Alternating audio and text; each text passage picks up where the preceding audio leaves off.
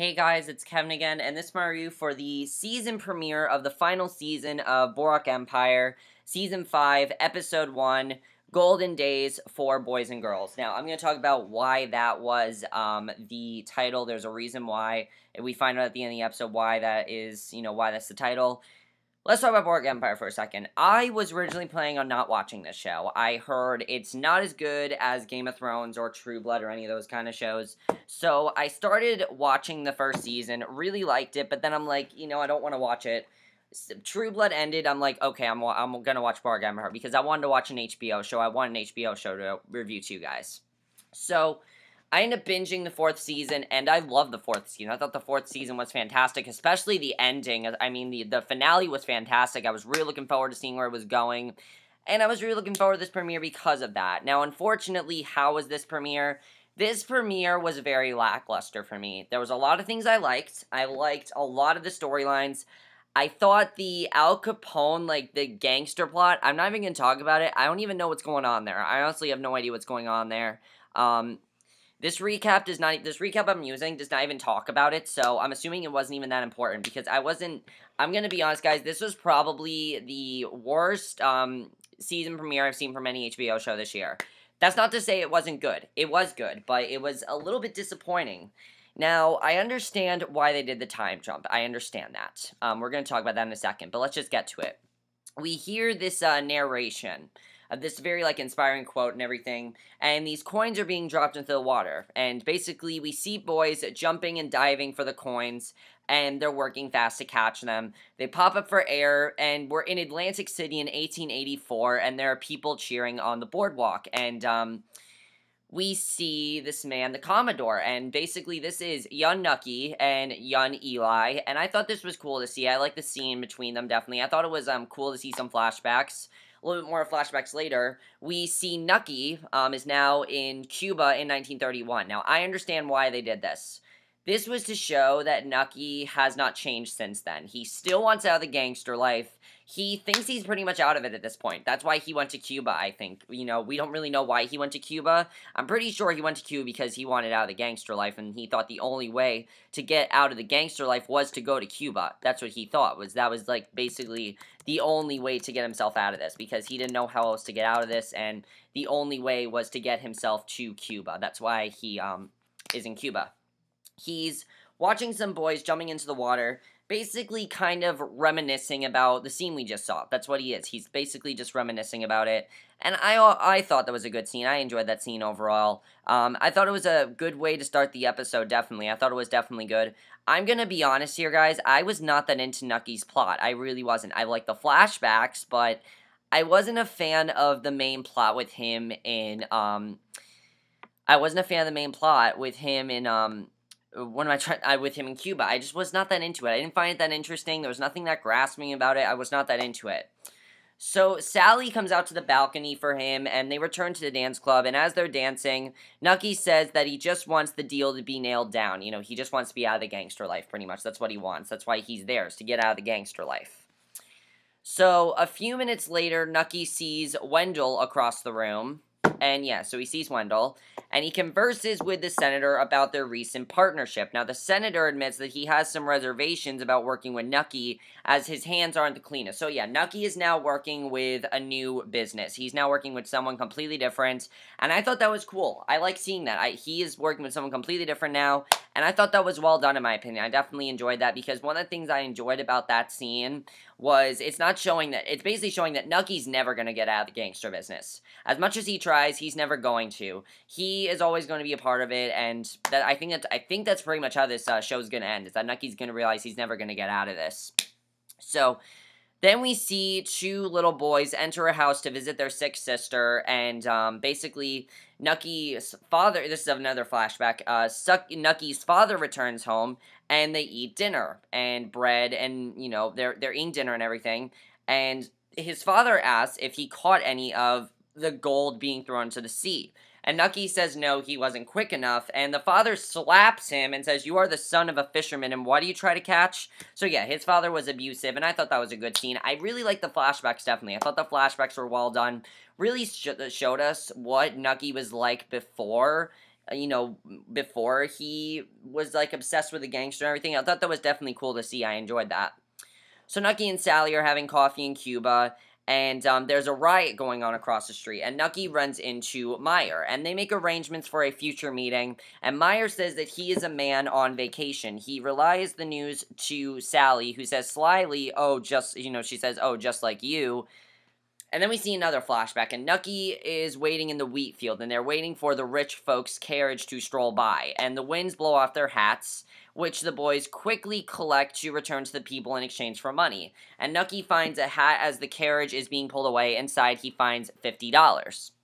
So yeah, he found $50, and this is sort of to show Nucky's obsession with money. I thought this was very well done, because this is starting to show Nucky's obsession with money, how he became obsessed with money, how he really enjoyed money, just how he was into money, how he was very into that, and I thought that was cool that they showed that. I thought it was definitely a very good scene in my opinion. I really enjoyed that, definitely. So Nucky goes in to see his sixth sister, Sue, and we later, his sixth sibling, Sue, we then see him playing with the $50 bill, kind of wondering what to do with it, because he sees the, $50 bill in a hat, and he doesn't really know what he should do with it, so it makes sense why he doesn't know. So I thought that was definitely a good scene. I thought that was definitely a very good scene, in my opinion. So Sally, the senator, Nucky, they meet with the man in charge of Bacardi, and Nucky is looking to strike up a deal with him. And they say how he'd like to be the exclusive distributor of the rum once the appeal passes in the states, making it legal to do so. Basically, Nucky is trying to get alcohol to be illegal now. That's what they're trying to do. Because we're now in the Great Depression. By the way, guys, when they announced... I'm sorry, guys. I'm so blurry. I don't know why. Okay, when they announced... Let me clean this up. I am extremely blurry. I'm sorry this is a bad review. When they announced that this season would be in the Great Depression, that sold me right there. It was like, alright, Great Depression, this is gonna be awesome, and I really like that they're trying to, get rum to be legal now. I think that's really cool, definitely. So Nucky returns to the Boardwalk along with the man's money in the flashback, and he returns the man's hat with the money still inside. And one of the man's friends asks Nucky why he didn't take the money, and Nucky answers honestly, to get myself ahead. So yeah, I thought that was definitely good. And so then in the present time, the senator is chewing out Nucky, telling him that he won't be his whipping boy. He won't guarantee legislation outcomes to anyone in the future. And Nucky is then attacked and nearly killed before a man comes out and kills his attacker. His rescuer cuts the assailant's ear off before making a graceful, silent exit. And that was definitely very big. That was definitely a very big thing. So, then we see an officer is talking with Nucky about the incident. Sally translates, the officer says that it's going to cost him $200 to keep this all quiet. Basically, they don't want to, I thought that was definitely very interesting, because it's just like, we're not going to talk about this, you're going to have to cover this up, and I'm wondering if Nucky's going to be able to cover that up. That's definitely going to be interesting to see if he can. So then we see that young Nucky gets into a fight with another poor boy, and the sheriff brings him up to the man who asked him why he didn't take the $50 bill. And the man offers him a job, and the job is a sweeping job, and he gives him a $1 gold coin. And I thought that was a good scene. Again, that's really showing Nucky's obsession with money, and I thought that was definitely a very good scene. And then the very end of the episode, we see Nucky's mother, who is narrating, and he says, "Be honest and true, boys. Let this be your motto through life." And there's actually this poem book he's reading that's called Golden Days for Boys and Girls. So I thought that was good. Overall, I enjoyed the main plot. Thought it was good. Was not a huge fan of it, honestly. I was not that big of a fan of it, but I did enjoy it. I enjoyed the main plot. Thought it was good, but I enjoyed the other plots definitely a lot more. I enjoyed the other plots more, and I just thought they were better. Let's talk about Chalky. Chalky, by far, was my favorite plot of the episode. I really enjoyed Chalky's plot. The flashbacks were good, in my opinion. I thought the flashbacks were actually very well done. The flashbacks were very well done. Very impressive. I definitely really enjoyed the flashbacks, but Chalky was probably my favorite storyline.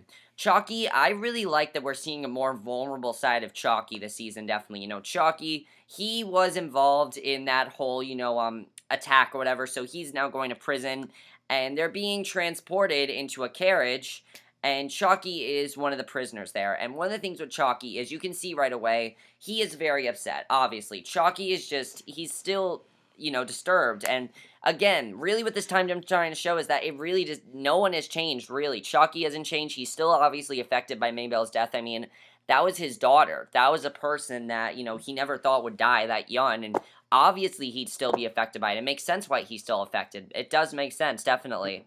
So, basically, he is among the prisoners, and I thought that was a good scene overall, you know, the way that was done. Just, you can see that Chalky doesn't want to be there. He's very silent. He doesn't even talk I don't think he has a line in the episode. He wasn't really talking.